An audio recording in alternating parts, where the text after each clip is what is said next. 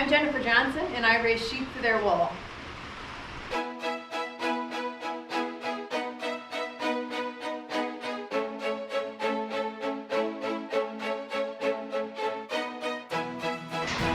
Here we are, back in the barn.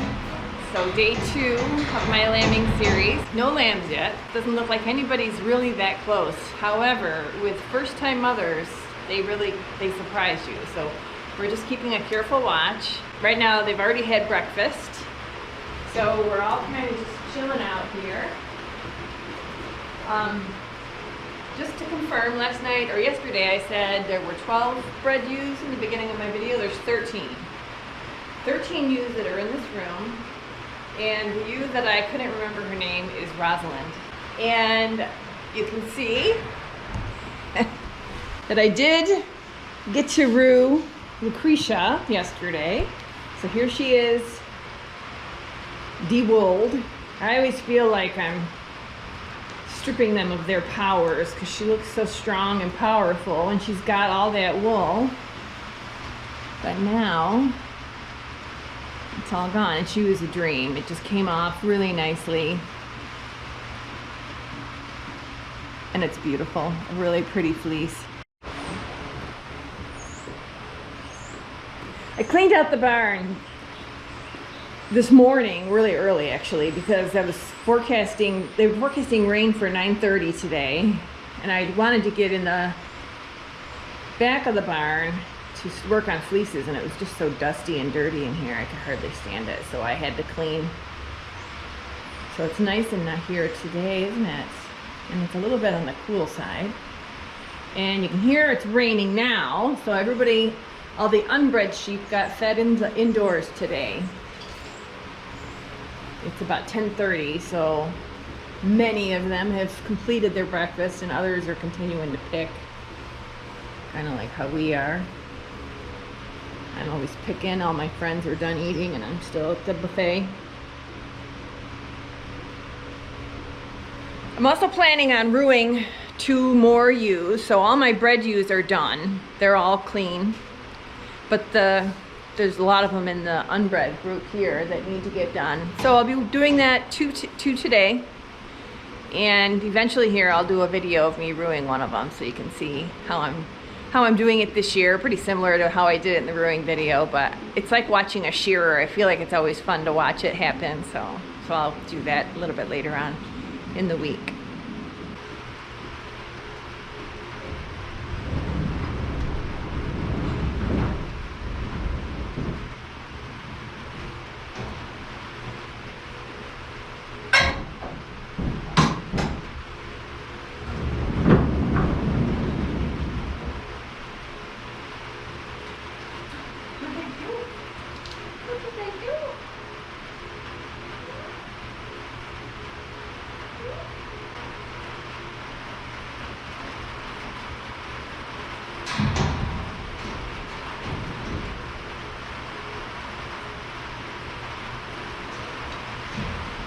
So another thing I got done yesterday, in addition to getting Lucia rooed, was I did get this kind of cleaned up in here and organized. So it's now ready for me to skirt, and I really love doing it in here. It's kind of a challenge doing it in the garage of my house. First of all, it's windy because I'm halfway outside, so the fleece and the fiber's moving around, which is a little annoying. And then I just love having the sheep here with me while I'm working. So they always, you know, pop over to say hello. That's really an awesome bonus. And I can just sort of spread out and leave everything be. Whereas if I'm doing it in the house or the garage, I have to clean up after every work session. So it's pretty great. I'm really excited. So I'm going to just take you and show you a quick tour. These are the fleeces, and there's sheared ones in here, and then I'm also, if I've completed rowing a ewe, her 2 sides are going up there as well. So for example, Yuki, I rooed her, Gertrude, Lucretia's fleeces in there somewhere. And then I also have them stacked up underneath here. So this is all fleeces that are full and ready to go. Here's my work table. So I've got my scale, and I did 2 ram fleeces last night.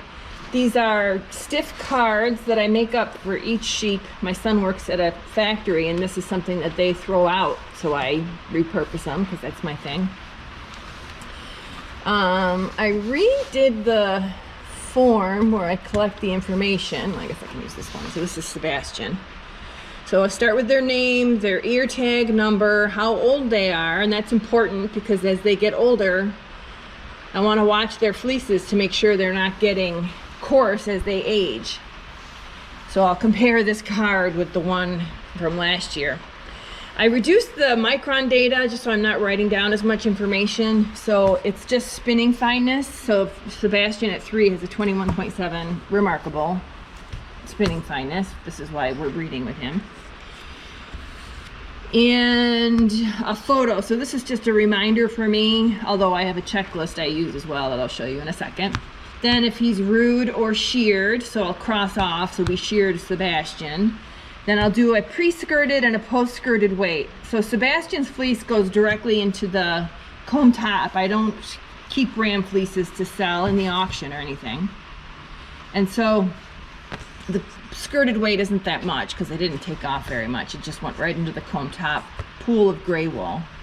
A note about shearing quality, he sheared really well. Then, you know, if you make a decision, or I make a decision with the fleeces, if I'm going to sell it, if I want to process it myself, or if I want to convert it into top. And then if I decide I want to sell it as a fleece, I just make note of what I think the price per ounce is going to be as I'm skirting it, because I have sort of an emotional response to what I'm doing. So I'll note that, but it's not necessarily what it's going to end up as. And then I'll pull a small little lock and I staple it to the bottom. And then you'll see this if you look at my auction, my fleece auction. I'll take a ruler and set it next to the lock like this and take that photo so you can see exactly how long the fleece is. This is what I make every year because it's the process when I'm skirting. So it's not just skirting. There's a lot of other things that I do in the skirting process because I market fleeces and comb top. So this is important. And I have to write it out for myself because I've been doing this for so many years. I always forget.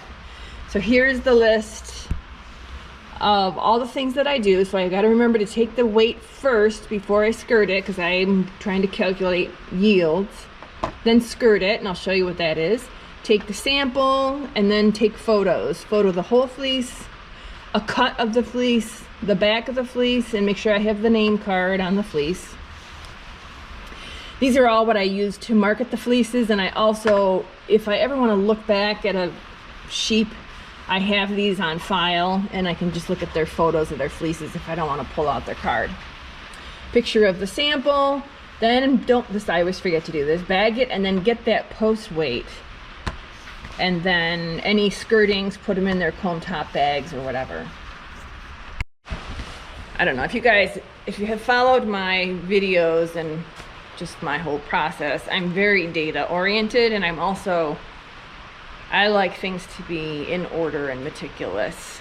And it's funny because I'm kind of a slob, but when it comes to stuff like this, I really try to, actually that's why I need to have systems like this, because I am kind of careless and sloppy.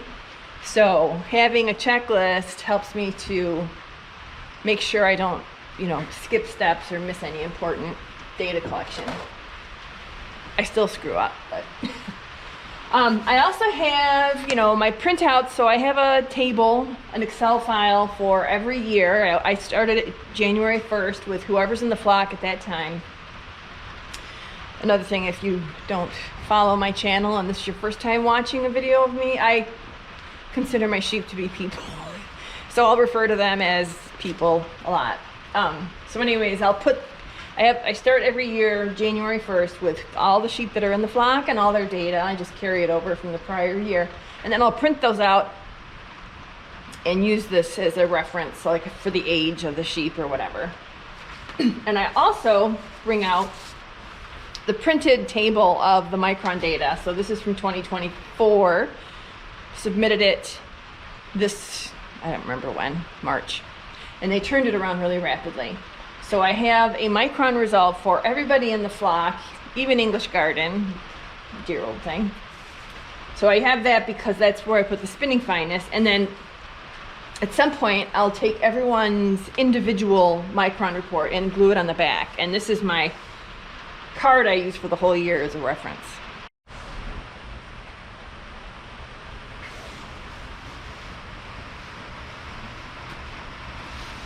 Are you watching?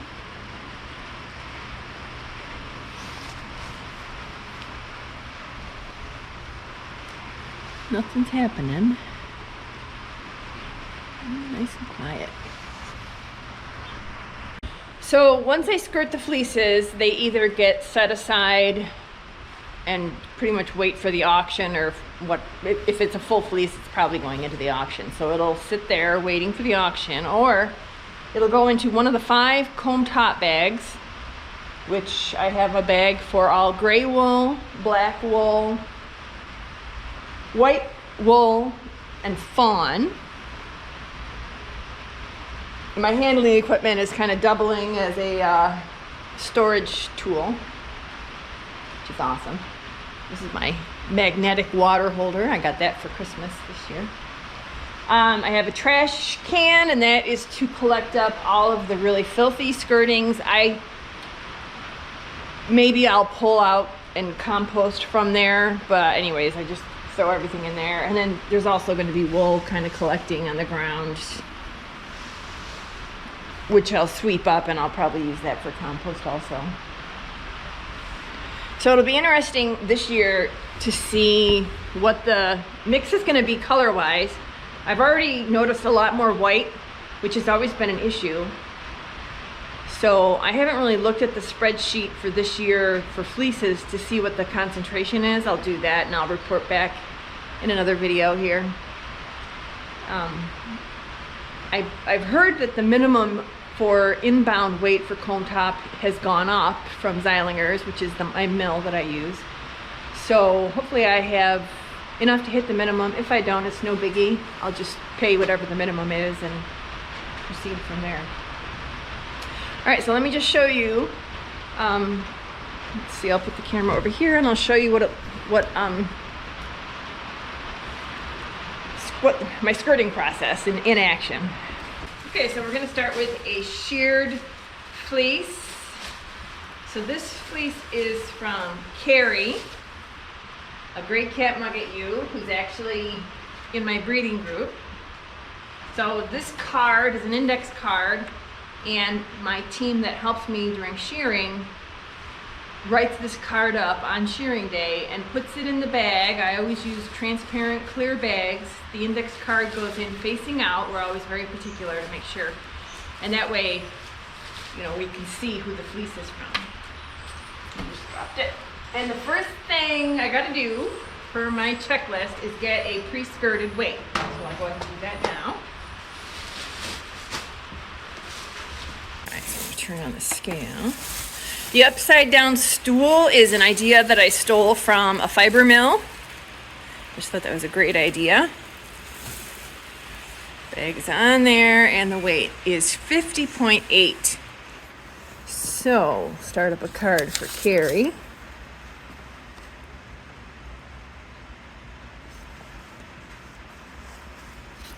She was sheared. Pre-skirted weight, 50.8. So I'm going to take this fleece off the scale. Okay, next is the fun part, the big reveal. This year, I was over in the crowding tub managing sheep and stuff, taking off coats and making sure we didn't shear ewes that I wanted to roo and stuff like that. So I didn't really watch the shearing. So this is fun for me on the sheared ones, just to see how they turned out and just enjoy the beauty that they are.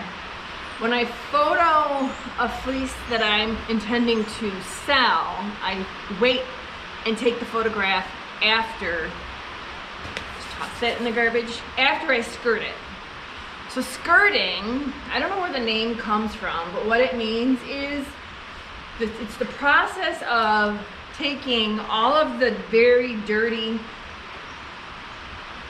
bits of wool off of the fleece, stuff you're not going to use, that you don't want to spin or you don't want to process and spin.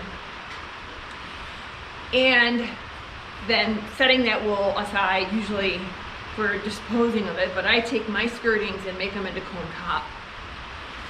And when you skirt, it's around the perimeter that you're removing unusable wool, because around the perimeter is normally all the areas that come into contact with the ground and the dirt and stuff. So I'm just gonna start, and when I have this laid out, like the big bear rug that is, it was a big fleece, Miss Carrie, good for you. What you're looking at, so there's the fleece, right? And we're essentially looking from her breech. So here's her right leg, left back leg. There's the back, and then up there is the neck. So this is her belly, left belly. Actually, the belly and the very bottom has already been removed. The shearer takes that and just throws it out because it is caked with VM. It's absolutely not usable. So this will be like the stuff that's maybe just on the side of her belly going around to her back, right, and that side as well. So when I'm doing a skirting, I know for sure I'm going to take all the neck wool off, because the neck wool is not covered by the coat, and now Carrie's a taller ewe, so her VM is not that bad. But on the small sheep, the VM is really bad on the neck. See, here's some. That's probably right on the very, like right here on her neck. There she is right now. Hi, Carrie. Hey, we're looking at your wool. The one with the orange ear tag. Yes, you I'm talking to. So anyway, so all that neck wool will come off, and then I'll just pull around the perimeter. The breech wool comes off just because breech wool gets really coarse and not as crimpy. So it's not really representative of the fleece. This is the correct amount of breech. We don't want to have breech extending up into the body, into the fleece that we want to use. It's wool that's under the coat. So there's your nickel tour. All right, so I'm gonna skirt it now because I've already got the pre-skirted waist. Now I'm gonna, skirting it. This is the wool that's on her chest. So technically it's really good neck wool, but too dirty to be sold in a raw fleece, because hand spinners don't want to pay for wool that's dirty and gross. They only want to pay for the wool that's good. This is going into my gray bag of skirtings for the comb top order. And then just the short bits all around the perimeter, I'm actually going to put these into the comb top. Some of them are probably so short they'll end up as waist, but many of them are going to be fine.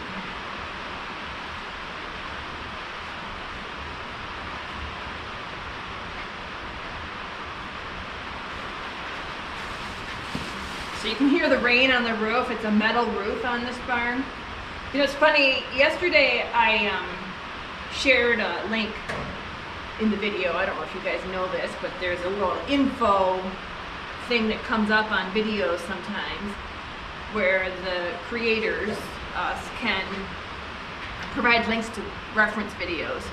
So I put a link to the barn video that I made about this extension that I'm in right now. This is the barn extension. And in it I'm talking about how we're going to use it for breeding pens and lambing pens and stuff, which it totally isn't that.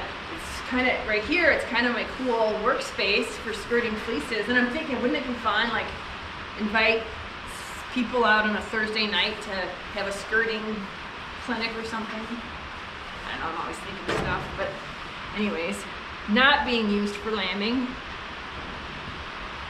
Rather, it's my sort of cool workspace, which is working out great. You can see they're really dirty. All that comes off. So this is wool that is more around the bottom part of her body, not necessarily covered by the coat. Not gonna get thrown into the trash. This is going into the comb top, along with this piece of bridge wool. Gray. Even though it's black and white wool, I'll just put it in the gray, and when they make it, it'll all get blended together. To make the 2024 comb top color. Every year they're different. The gray is different. There's a little piece there we don't want. Okay, so now it's ready for its photo, right? Oh, I gotta take a sample.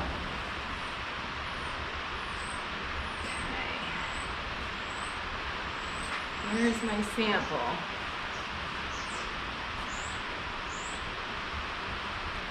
Carrie.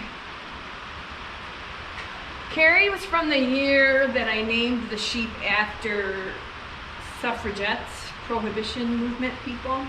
So I'll put this on her sheet, and I'll take a photo of it with the ruler right next to it. Okay, so I took the sample. Now I gotta get my photos. So I want a photo, and I like to take the photos in portrait mode. It just works better on my website. I don't worry about having too much in the perimeter because I can crop that later in my software. Those little details. Pretty. Very nice. A nice close-up shot. I call this the cut, where I split the fleece. I try to do it at the same spot on the fleece that we do the micron sample, the 5th rib back, kind of up in the midsection of their rib cage. All right, so there's that. Then what I like to do is just flip the fleece over and take a photo of the back side so people can get a feel for the shearing quality. I'm gonna make a note. I don't see any big second cuts. I do see the possibility for there being little bits, and these are from Carrie having hit the rise before shearing day. So some of her next year's growth is on here. So this fleece will need to get combed probably, and that'll all be part of the listing when I list it in the auction. It's not really a flaw, it's just it's a character from Shetland fleeces, especially Shetland fleeces that have a rise. All right, so now I'm gonna bag it back up. Here's what I do to bag it once it's skirted. Fold it along her back. So this is her backbone right here. So the dirty stuff, and it's not dirty, I coat my fleeces so it's actually really clean, but the exterior surface faces each other. The skin side is on the outside, and I roll that up. I'm always skirting. I'll take this fleece out to look at it later on, and I'll probably skirt it a little bit more. Not enough to affect the weight though. I gotta be very conscious of that. The weight that I collect here is the weight that it's gonna go in the listing when I put it up for the auction. Just take that little jelly roll, put it in the bag, and make sure that the index card is facing out so I can see who it is. All right, Carrie, let's see what you are now. So 29.1, and she started at 50.8. And then I'll put both of those values in my Excel spreadsheet and calculate her yield, which will be a little bit, it's probably gonna be like 55%. 30 out of 50. This is me bad at math. 60, maybe 60%, a little bit under. So that's the process, and then I will note on the card that I am going to sell that fleece, and I'm going to make a note here, a little bit of pill, I'm going to call it, but otherwise good.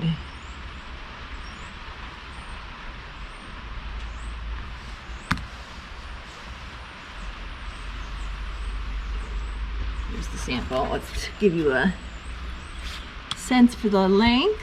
Carrie's stapled this year is just shy of 3 inches. So that's skirting. I'll be doing this every day. If I can get 5 fleeces skirted a day, I'll be really happy. And this will take me through, I do have a deadline. I'd like to get them all skirted in time for a festival I'm doing in early June called the Central New York Festival in Belkville, New York. And the reason for that is where I'm going to be meeting with my processor. So I'd like to have all the skirtings, all the cone top skirtings and all the skirtings from the rooing ready to go so that I can hand those over to the mill at the festival. They very graciously come out to the festivals for us East Coasters to pick them up. So that's my deadline. And as far as the auction goes, I'm not really ready to date that yet. It could be before the June festival, but it could also be after, depending on how things go, lambing and getting the wool done and stuff. So that's my process.